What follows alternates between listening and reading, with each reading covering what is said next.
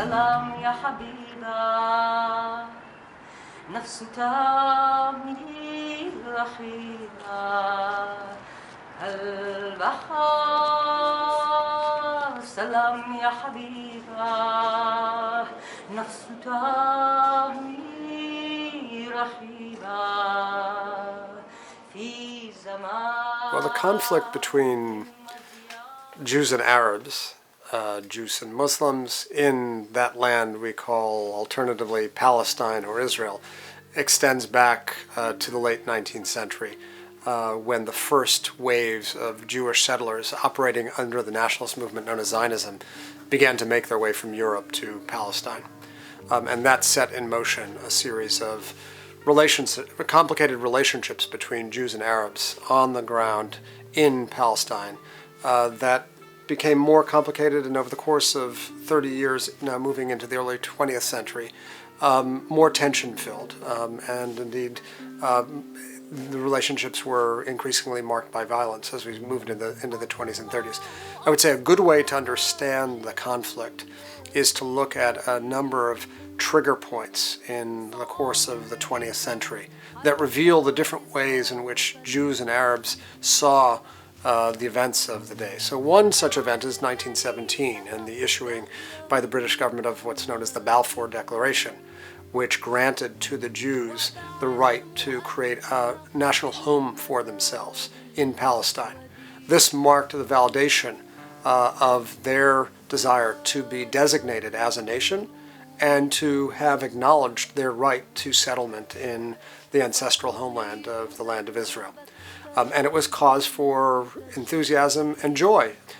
However, from the Arab or Palestinian side, the Balfour Declaration was an early indication of the difficulty of their own cause to be recognized as an indigenous national people. The Balfour Declaration to them was seen as an unmitigated disaster. They believed that Arabs had been promised autonomy or even sovereignty by European imperial powers a mere few years before, and now the British come and grant the right of settlement and the right to national recognition to the Jews, where Arabs are referred to as the non-Jewish majority in the actual formulation of the Balfour Declaration. So 1917 is one moment in which we can see how a single event produces starkly divergent reactions. For Jews, cause for enthusiasm and even joy. For Arabs, as they were known at that time, cause for despair and sorrow and a sense of betrayal by erstwhile partners, the British. A second event, which I think illustrates that divergent set of perspectives, really the divergence of narratives about one's past is 1948. 1948 marked for Zionists and many Jews associated with the Zionist movement at that time, meaning those who didn't necessarily define themselves as Zionists, but nonetheless believed that the battle that was ensuing 1948 was just. They saw 1948 as a year of liberation or independence, and in fact, the armed conflict that breaks out in 1948 is known in Hebrew as the War of Independence or Liberation. Whereas for Palestinians, that same armed conflict, which followed in the wake of the United Nations General Assembly resolution on November 29, 1947, to partition Palestine into a Jewish and an Arab state, Palestinians saw the UN resolution as a further betrayal, insofar as it granted some 55% of the land of Palestine to a group that was 1/3 of the population. And in the wake of the UN resolution, armed hostilities broke out, leading to that year of war that was known as independence or liberation for the Jews, and what came to be known as the Nakba, or catastrophe, for Palestinians, some 700,000 or more of whom were displaced from their homes, some as a result of forcible expulsion, other as a result of psychological warfare, some as a result of the fear of being forcibly removed. So there again we have this stark divergence. Liberation on one hand, catastrophe on the other. A third point, which brings us closer to the present, that also illustrates this divergence of pathways, is 1967. 1967 was yet another military conflict, this time between Israel and neighboring Arab states.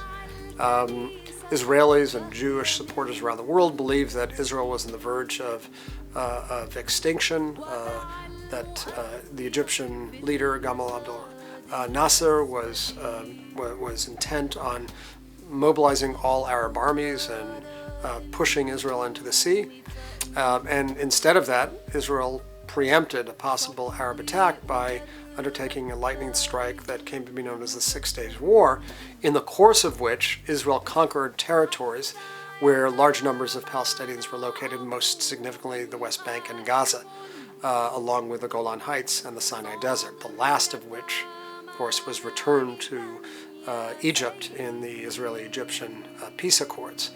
1967 was to Jews not only an escape from possible catastrophe, but a moment filled with messianic glory, with a sense of divine intervention, and a kind of intoxicating moment during which Jews came to realize that they actually had political and military power. And yet for Palestinians, 1967 was an example of a further degradation, a further loss, a further sense of betrayal, and another act of physical displacement, as large numbers, hundreds of thousands of Palestinians were moved off of their land in the course of the armed hostilities. So these three moments, I think, reflect what has been a recurrent motif in the history of the conflict, which is to say divergence of narratives, divergence of lived experiences. And so the task of bringing the two together is indeed a very challenging one.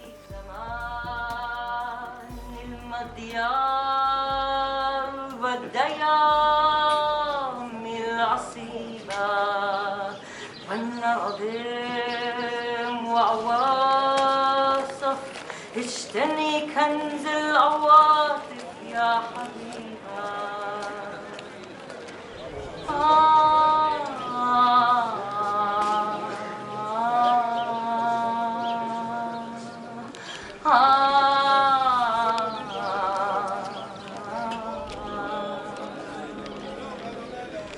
زمن السلام زمن السلام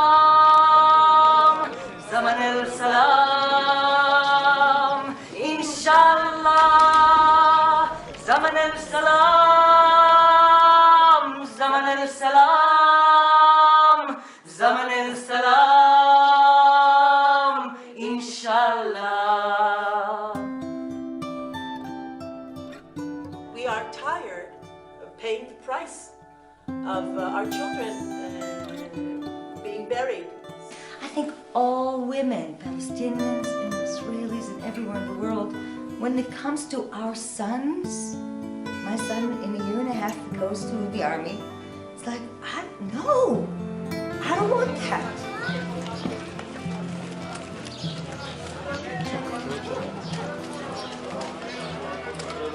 So right now, Women Wage Peace are not a political, not a party organization there, but they are political in the way that they are asking for a political resolution. There's something beyond that needs to happen, and I think Women Wage Peace really brings something else that's more cultural. It's like thinking culture change in many levels.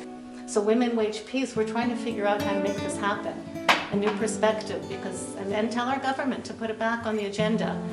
Everybody here wants houses and wants good jobs and all sorts of things, and the fact that young Israeli couples can't afford to buy houses is much more important on the government's agenda these days than trying to make peace with people around us, which some of us are saying that should be right up there. That should be the most important thing. We've got to figure this out, and women are starting to do it together.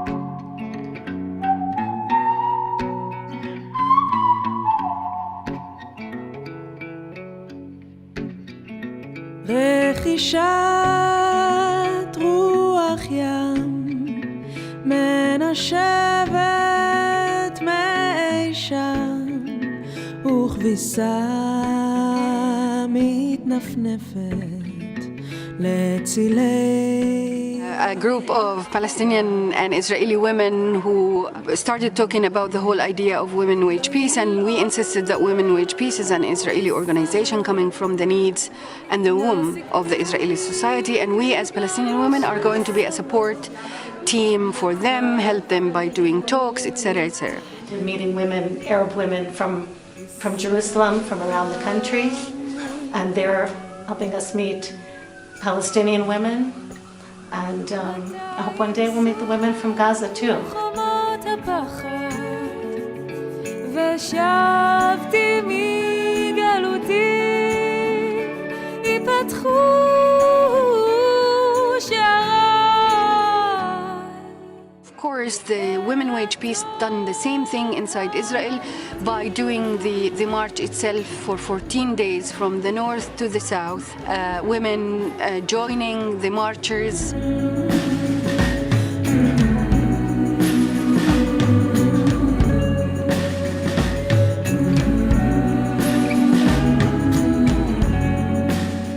We are inspired by the women from Liberia, but also from the women from Ireland who made it possible to get to an agreement. The women in Ireland did form a party on this basis, and they dissolved the minute they achieved their goals.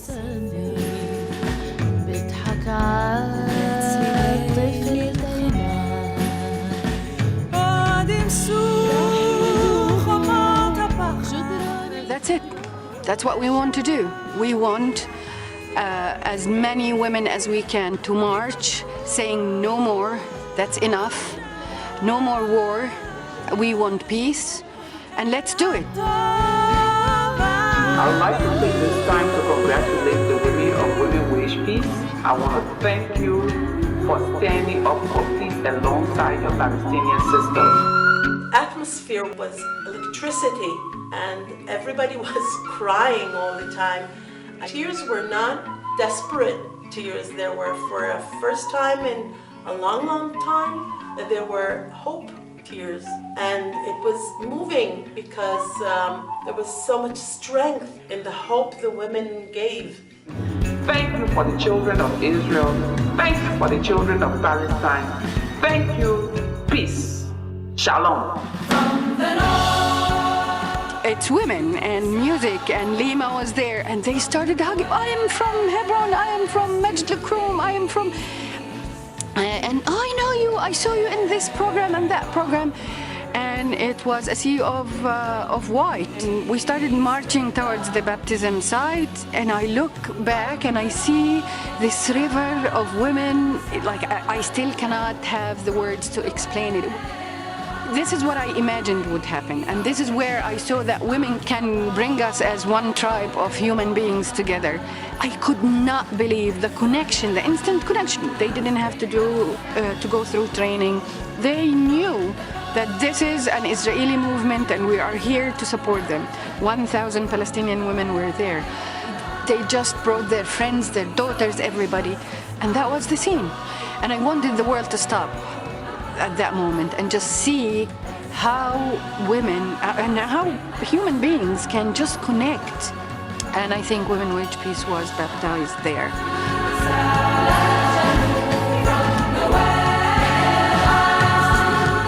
The streets were closed. People were standing on the windows and cheering us up. The police that is supposed to be not letting me in is protecting me there with other women. And we marched for 3 hours, and then we ended up in front of Netanyahu's office. And each one of these women gave the greatest speech ever.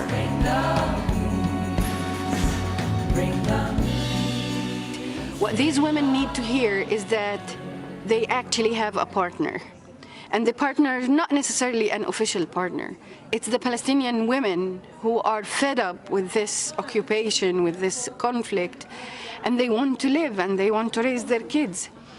And I said, don't believe the myth that you don't have a partner. You have a partner, and today is the proof of it.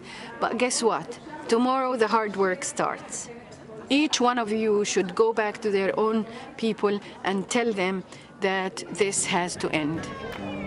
And we should dignify each other and liberate each other as people, as human beings. And I think that was the moment where everything has changed in terms of the people-to-people movement in Palestine and Israel. It got its place, its recognition. I am still working with Women Wage Peace on the political level. They go to the Knesset and they try to meet with Netanyahu. I got them a meeting with Mahmoud Abbas the next day. October 20th, they were in his office. They came to the Muqata and they met with Mahmoud Abbas, and Mahmoud Abbas gave them full endorsement, told them that I am with you and I'll support this movement until the end of my day. Once we know that the Israelis' security is totally dependent on my security and my security is dependent on Israelis' security, this wall is going to come down, and maybe I will not be around. It's not a matter of time. I know people are always on the sense of urgency that things should happen now. But just look at this place, how small it is and how long the history of it, and how many walls were built and how many walls were taken down. This wall is going to come down.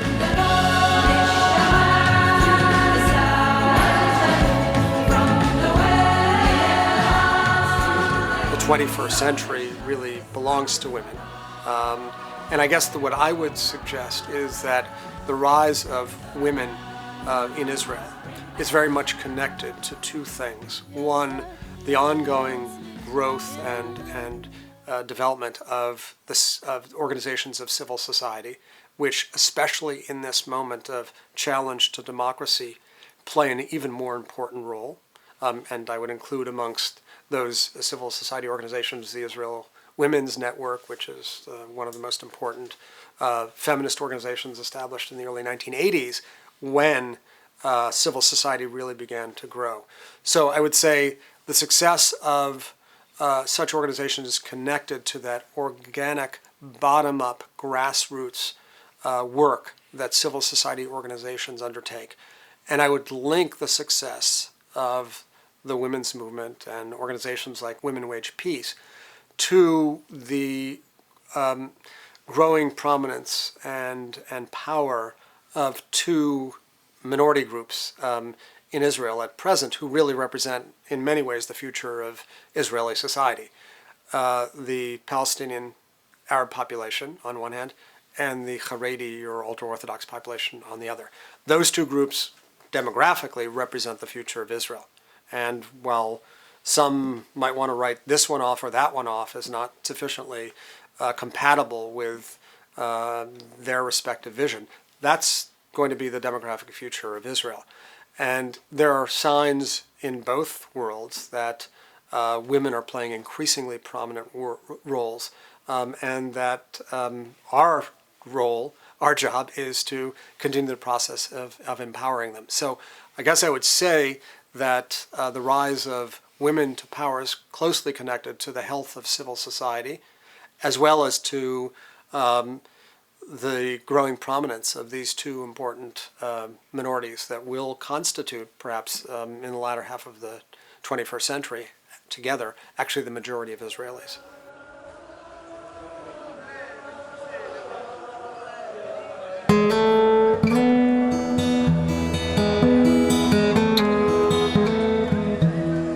My name is Huda Barqub, and I was born in Jerusalem and raised in between Hebron and Jerusalem. I was born for a bunch of teachers. My grandfather was one of the first teachers who studied at Oxford in the 30s and 40s, was also a teacher, a trainer of English. He lived all through historical Palestine before 1948. Many of my uncles were born in different places of Palestine. I always like to introduce myself as someone who comes from strong women. And in the Palestinian psyche in general, women have been the first responders when a tragedy happens. They found themselves taking care of the homes and of the land and of the children when men were not around most of the time. This is a place that was plagued by conflict and by colonizers, occupiers for many years. And so when I look at the history of how women managed to prove that they were the only successful model of steadfastness and building and growth, I look at my grandmothers. They worked the land, they bought more land when they lost land after 1948 and after 1967, and all of their focus was on education. If we educate the youth, then our problems will be resolved. What I do care about is how we can empower more women both in Palestine and Israel so they can take the lead to change the conflict dynamics in general. I do believe that this conflict is actually entrenched in a sense of deep losses. Both are acting as victims, and I was speaking about that yesterday to Israelis and Palestinians, that we are not liberated yet. The Israelis have not come over their collective trauma yet. The Palestinians are still feeling the trauma and living the sense of loss and no acknowledgement. And so we're both acting as victims. When you look at women, they act as survivors all the time. So you learn survivor mechanism from them. I don't think that women can change the political leadership now, but at least they can do the re-education of both people about the other and ease the sense of fear that we both have against each other. Because some of the fear is just systematic, created by different systems like the religious system, the political system, and the occupation system itself. Walls, checkpoints, rules, laws that stop us from meeting each other are designed to keep us invisible for each other, and it makes the dehumanization process easier. And that's why the connection doesn't happen. And without a human connection, there will be no movement whatsoever. So that's where I come from, and that's what I do. That's why I am very blessed with the job of being the regional director of the Alliance for Middle East Peace, which is 106 organizations that are working on the ground here in Israel and Palestine, that brings thousands of Israelis and Palestinians together using different theories of change. And now I am trying to help do a women's chapter in each and one of these organizations. That's how I got involved also with Women Wage Peace. Let's talk about security, why we are all afraid of each other. Because we don't know each other. And if once I meet an Israeli and she knows that her security is connected completely to my own sense of security, and the things that I'm facing with my children, she is also facing with her children, And so we have a common ground and a common goal that can be transmitted to different parts of the society, even the most hardliners among us in our society. And I think that's what feminist inclusive political activism is about, that every voice counts, everyone has a stake in this conflict, everyone comes with an agenda that comes from fear and lack of knowledge. Let's combat that.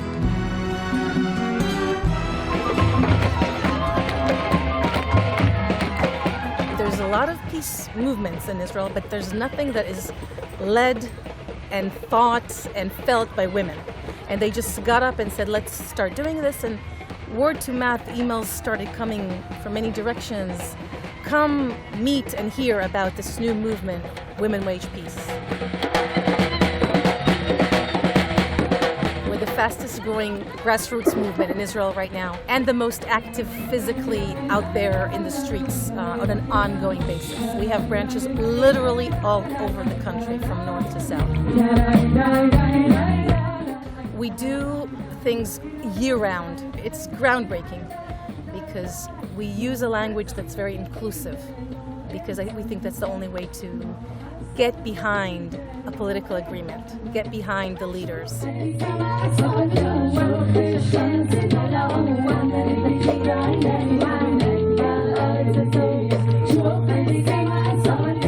We unify around the notion that only a political agreement will finally bring peace to this region. It's not going to be another war. It's not going to be if we purchase more tanks and more airplanes. It's only if we're achieving a political agreement that's accepted and respected by both sides. So everything is so thought out and considered from all different angles, which is part of the reason why we're wanting women to be part of political agreement processes. When the negotiations finally resume, women have to be there, and women of diverse backgrounds, because they see the picture from different angles. So we end up with our signs of Begin and Sadat and Carter in the middle shaking hands. That sends a message of it's possible, with celebrating what has already been done and not shaming and blaming the leaders right now because so far they didn't succeed. If they feel there's enough support from the streets to sit on both sides, it's not going to work if it's only one side. If the leaders feel there's enough public support for them to go back to negotiations, they'll have the guts to do it. We're here now, united as free women and men to wage peace, not war. Are you with us?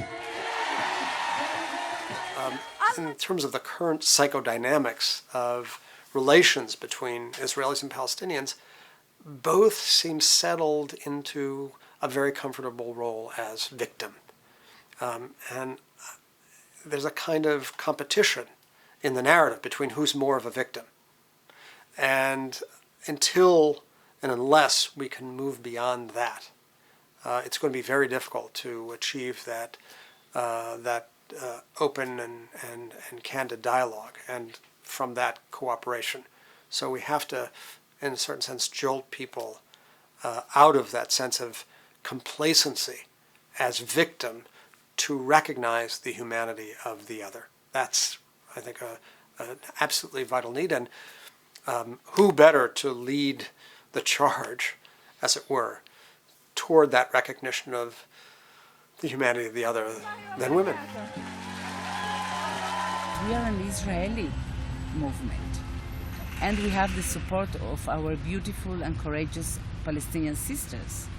So we are saying it's a myth that it's impossible to do peace here. It's a myth that is very, very much internalized by everybody.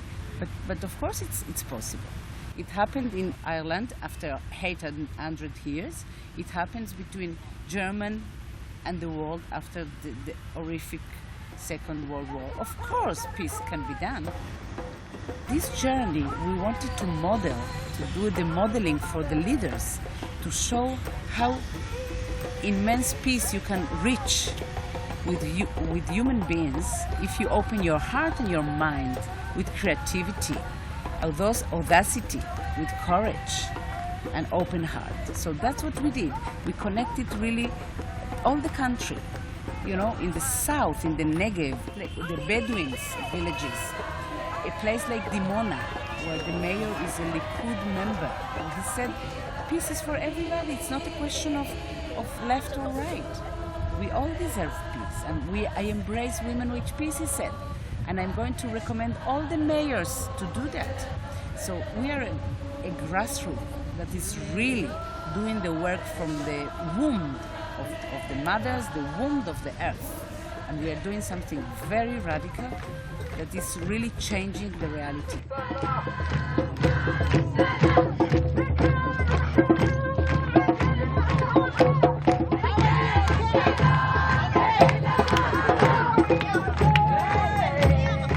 What we felt when we were walking with our Palestinian sisters there, we were 8,000 women yesterday in the desert, going back to the places where Abraham, Hagar, and Sarah were walking there when everything started, walking there together. The joy, the light, the sanity, because it's madness. What we are trapped in, it's madness.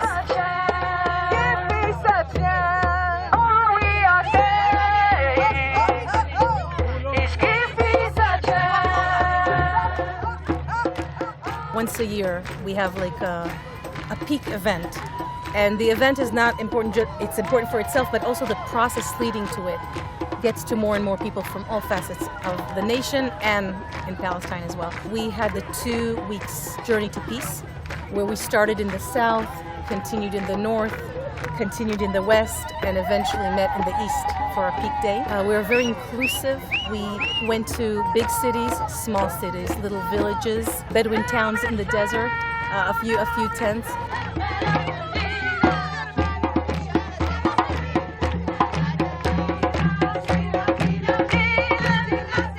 I'm just so deeply moved by how simple it is and how powerful it can be.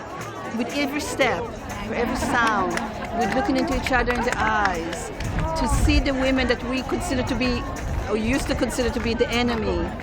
So it's more than just, yes, yeah to peace. It's like we're going to stick to it steadfast until there's an actual agreement. This is huge. This is incredible today. I heard there was something like 180 buses coming from all over the country. We'll find out at the end what the numbers. Later, we're going up to Jerusalem, and we're hoping for thousands and thousands of people marching through Jerusalem this year, as I saw last year. That's what brought me out. I came out to the last day in Jerusalem, and there were 20,000 people marching through Jerusalem for peace. It gave me new hope, brought me back to a peace movement, and I just hope we keep growing and accomplish things. And we had all these activities, talking circles, meeting local women, really getting together in each place within the Israeli society with women from periphery towns that are typically very right-wing and completely not peace activists in their DNA.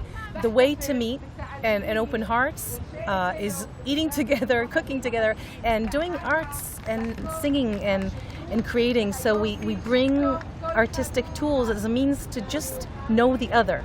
And we do the same when we meet Palestinian women from all kinds of communities who've never met Israelis other than soldiers in the checkpoint. So it's art and singing and moving, doing a little dance, creating the Peace for Peace quilts. It's a means to be together and do something together that's not political. How do we move forward? We tried a war, we tried another war, we've been trying wars forever. It didn't bring us any closer to a political agreement. So can we recognize the pain, talk about the pain, and know that the pain is on both sides? And this is where women come in also, because women's heart opens to pain really easily. And it's the tears of a mother, so it's a place of connection. But it's a language that takes a while to understand, so we have to keep reminding each other. And we just walked from place to place and had gatherings and events, very moving. We were in Arab towns. We had the blessings of a lot of mayors, and really from all facets of the political map. לעיר תל אביב יפו. אני שומע שמגיעים לכאן מכל רחבי הארץ וכמו שאני אומר, העיר הזאת היא עיר של כולם. And we're all very connected to Israel or Palestine. And so how can we live in a place where we're hopeless about its future? It doesn't work with human nature. במדינת ישראל ובמיוחד היום, שיש איזושהי אווירה של ייאוש, חשוב מאוד שיש עדיין מי שמאמין שצריך לבוא ולומר שיש סיכוי לשלום. ומי יכול להשיג את זה יותר מנשים? והרי כבר מזמן אנחנו יודעים, לפחות אצלי בבית זה כך. In Women Wage Peace, one of our strategies is to change the consciousness to be peace supportive, because people stop believing it's possible, is to make people believe that actually it is possible and actually it's up to us and it's up to our leaders. We give lectures, we show movies about bloody conflicts that were resolved in other places of the world. We are their conscience. Sitting out here, we are calling to their conscience to do the right thing. And the right thing now is to give the Liberian women and their children the peace that they so desperately need. And also we show how women took a major role in bringing to a resolution to the conflict. And that makes people hopeful again and rise from the couch and join us in our rallies and join us in our marches and feel hopeful again. And when you're hopeful, then you're proactive. And when you're proactive, it's like a domino effect. More people join you, and the more people join, the more the leaders see. I have the people's support, so I'll go forward. What we do will empower other women around the world, and hopefully in Gaza as well.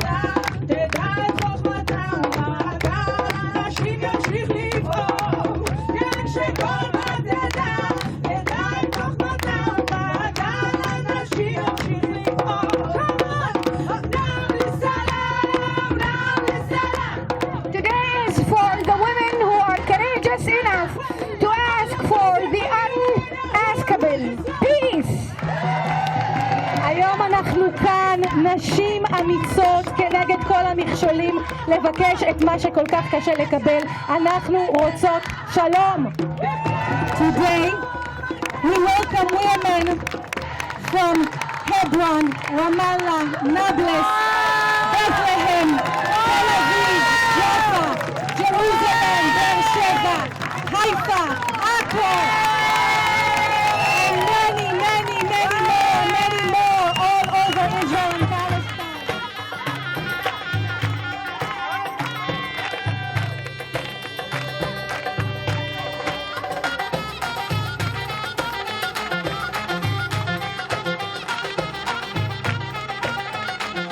The healing that we are doing now, the true feminism, that it's inclusive, the female energy, comes to heal all of us. We as women, we need to bring this feminine energy that is love actually, and compassion, and radical listening that will heal all of us, because we are all victims of the patriarchy that is for thousands of years, that the patriarchy that make us split between body and soul, between women and men, between left and right, split, hierarchy. So enough of that.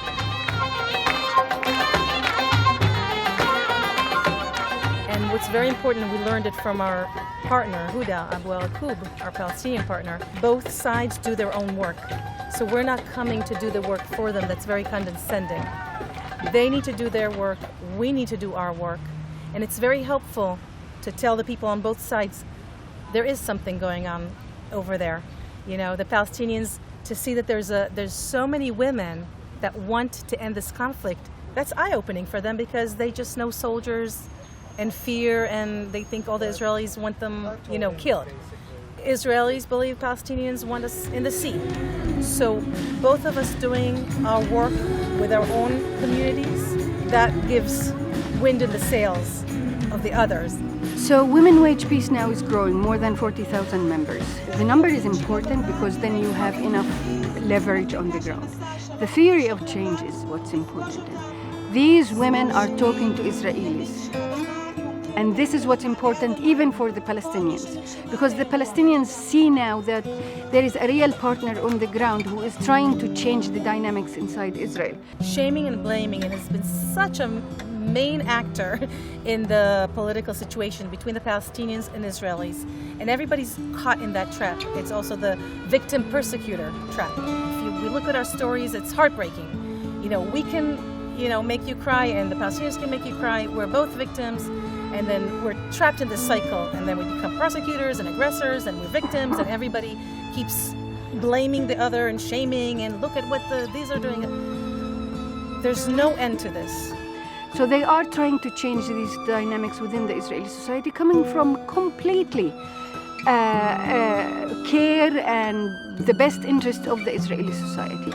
And so our new language says enough with the shaming and blaming, and enough with the victim stories. And everybody's got a really moving narrative, yes. And can we put that aside for now and see how can we move forward?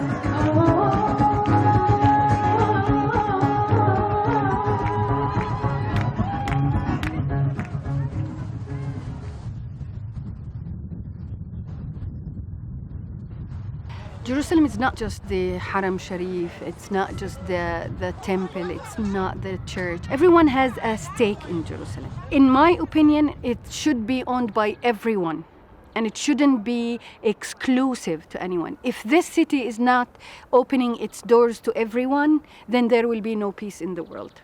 This is the city of peace for thousands of years. And everyone who wants to learn how peace looks like and how can it be lived, they should come here. Everyone has to have an access to it.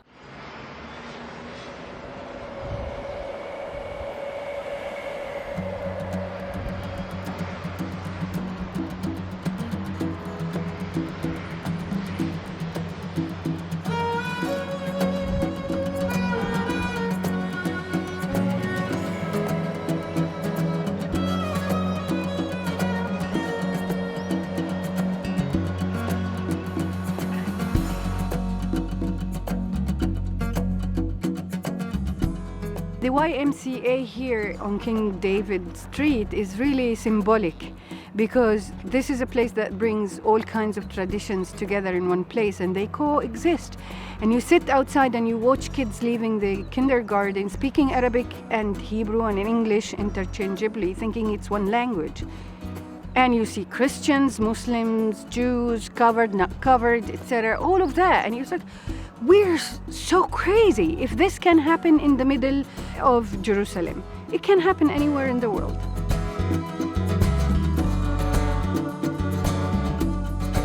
You are at the annual regional conference of OLMAP. This is the third year that we do it. OLMAP is a network of 110 plus organizations that are working on people-to-people activities, different fields, different strategies. Some on education, some on environment, some on activism. Really a variety of social society activities. We have organizations that focus on peace, and most of them are cross-border Israelis and Palestinians from the West Bank. And we have lots of organizations that work inside Israel on shared society, Jews and Arabs inside Israel. This convening was really important, especially after Trump decision, because no matter what we do as people here to try to reconcile our dominant narratives, our traumas, etc., we still have politicians who tell us that we don't belong. Tell one side over the other that they don't belong to this place. You walk in the streets of Jerusalem and you know that everyone belongs to Jerusalem. I think it's important to bring people together here to see that the situation is not as bad as it seems, because this is also something that is always promoted about the Israeli-Palestinian conflict, that it's intractable, never going to be solved, a bunch of crazy people killing each other, etc. And you come here and you just watch the buses, the taxis, and everyone is like talking their own language and doing their own business. So what's the big deal? Jerusalem is a symbol, and Jerusalem in a nutshell is the whole conflict. We have history, we have narrative, we have memories, we have holy sites, we have symbols for self-determination of people. We have everything here. So if we won't be able to take Jerusalem and make it a symbol of peace, we will fail all over. You know, Women Wage Peace gives a different voice of peace. They talk to people inside the Israeli society that the peace camp failed so far. And I think this is hope. This is also hope, when peace is not just a political part of the society. We share it, and we should strengthen the forces within our own Israeli society. Palestinians are doing it the same in the Palestinian society. They are redefining the concept of security inside Israel, at least from a feminist point of view. And by feminism, we don't mean that only women. Feminism is a leadership style that includes men, and men are real partners in it. But it focuses on youth, it focuses on the future, it focuses on how can we convince the Israeli youngsters who are growing up, who are third generation now, that this is part of their identity and they have to embrace their Middle Eastern identity and stop thinking as foreigners. They don't have any recollection of other time. For them it's like reality, this is it. Them and us, enemies, violence and war. So we are trying to create a different world here, not racist, which respect people, human rights and each other. What gives me hope is to see so many people in my community of peace activists, of shared society activists who don't give up, who know that in a way we don't have any other option. The option is to change, to take responsibility, not to be victims, not to say the leaders are bad. So we are here to work and to change it from bottom up.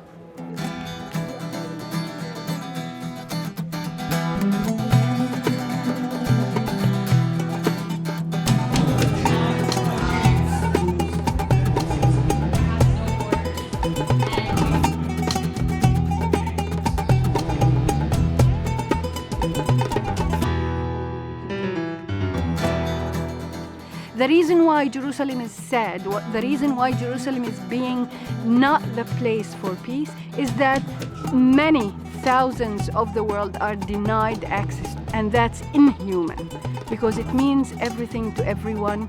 And it's not just the Middle Easterns, it's not the Arabs, it's not the Christians, it's not the Muslims and the Jews. Everyone who came through this city for thousands of years have a stake in this city.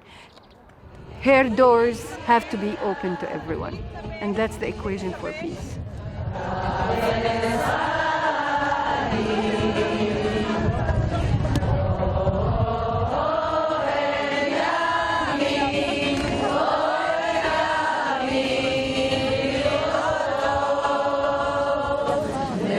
We need to see the peace while we're alive, not into 100 years ahead. We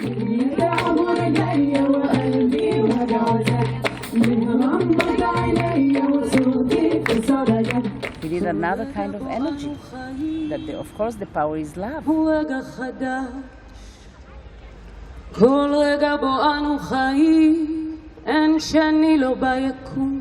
What we do will empower other women around the world and hopefully in Gaza as well.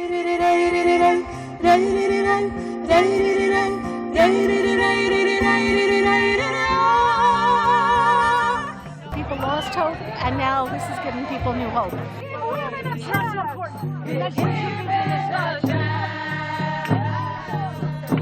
This is the future, to be inclusive, to have a higher aspiration to serve the communities.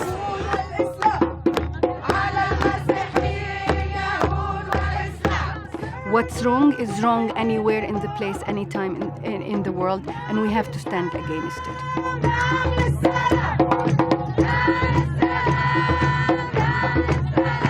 This is a weapon. here. Come, be. Let's honor life. I saw the words Women Wage Peace on my computer screen and I felt a calling. It's truth.